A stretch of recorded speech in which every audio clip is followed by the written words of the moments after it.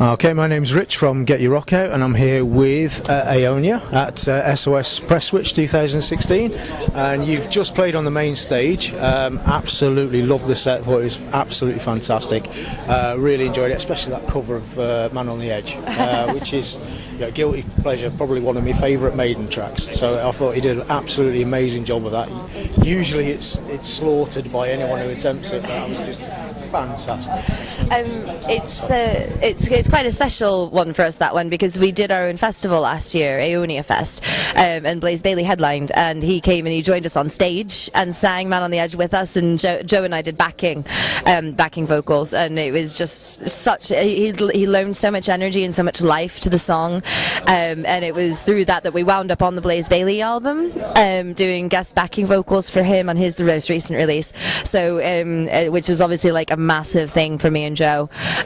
So that song's got a lot of just really powerful meaning for us as a band. Yeah, very much so.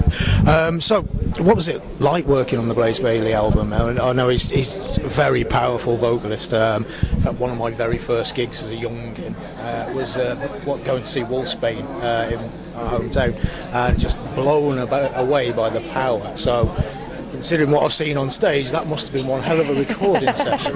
How was it working with Blaze? Yeah, it was absolutely fantastic. He was very good. He was very, very clear in his own mind of exactly what he wanted, and that was really nice. It was really good to work with. He knew exactly what he wanted out of every song that he did. And yeah, like a film director, yeah. And he was also open to suggestions and stuff as well. He wasn't just like, oh no, it's this way. But he was extremely well organised. He was very funny, and very easy to work with. So I just had an absolute blast. Yeah, really, really nice guy. The guys from Absolver were very helpful as well. I just say to Chris, like, what note's that? I'm going to write myself some sheet music to practice. And it's an F sharp Mel. Oh, thank you. But yeah, so the entire experience was just a complete joy. Awesome, good stuff. So, like I say, you've just played a fantastic set on the main stage. What was it like on stage? How did it feel? It was great, really good. Yeah, nice. The difference for us this particular time was the fact that we've got a bit of room. Yeah. Obviously, there's 7 of us in the band. Yeah. Usually, the drum kit takes up half the stage, and you're sort of stuck in a little corner, sort of fitting in wherever you can. But to have a stage as big as that and being able to actually move around and interact with each other, I think it helps us as well. Because the energy that you sort of build a rapport with each other on stage, and it certainly helps with our playing. So it was an absolute blast. Yeah, fantastic. So, how would you, to anyone who's not heard you before, describe your sound? Different. Yeah. The Monty Python. Yeah, very different. And now for something completely different. It's an operatic bass against a mishmash of prog, heavy, black, and all kinds of different metal that influences from all the different members. There was a reviewer who said that our music dips its toe in the progressive waters but doesn't quite submerge itself. Yeah. And I like that metaphor. I think we draw prog elements, but we haven't gone. Yeah, we're not total We haven't prog. gone full prog. No, but elements from operatic, any symphonic. which way of metal you can think of, essentially. Yeah. Yeah, I've noticed when I was listening, quite a few Maiden-esque influence in the riffing, especially that was before Man on the Edge, and it really hammered it home there. I thought it was amazing. So I'm guessing that like traditional sort of heavy metal plays a big part in what you do. Fantastic. Okay.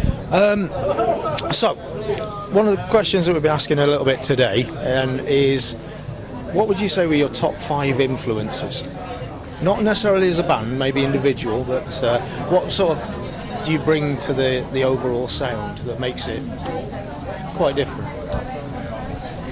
Oh God, for me personally, my vocal influences would be Tarja, obviously, Sarah Brightman, and in terms of sort of the writing side of it, so the notes and the melodies, like Bach, Delibes, just all the sort of the classical composers.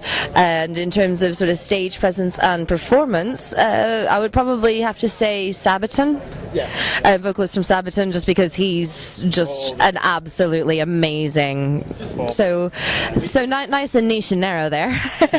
And for me, very, very different. I'm very much into black metal and death metal. So for me, tone of guitar, it needs to be heavy and brutal, a lot of bass. Even though I only have a 6-string guitar and it's in standard E, but I try and get as much beef out of it as I can. So for me, bands like Forgotten Tomb have been a massive influence on me because they're like fantastic. Sort of started off as like a cult sort of metal band, black metal band in Italy, and then grown into this massive sort of sounding doom piece that they just blow me away every time. I've never seen them live, unfortunately. I'd love to try and get to them, but those guys for me are one of my big influences. So, one we leave here today. What was on the future for yourselves? What have you had any albums coming up or EPs, live videos? Yeah, well, we've got obviously we're down 2 members at the moment. We had a couple of stand-ins, John Joe on drums and Amy from Dekesis on bass. Shout out to them because they were fantastic today. They did really, really well, did a great job. But going forward, obviously we need a couple of new members to finish out our lineup and re-solidify before we can start thinking about going into a studio. We are technically ready. We have, was it 10 songs ready? Yeah, 10 at the moment. So in between us looking for new people and getting into the studio, there may be more that we'll be able to record with. But we're almost there, ready. We just need the members. So once we've solidified the lineup, we'll be getting straight into the studio with a new album. Okay. So if there are any drummers and bassists out there who are interested, then definitely come and check them out. Okay, they seem like friendly people.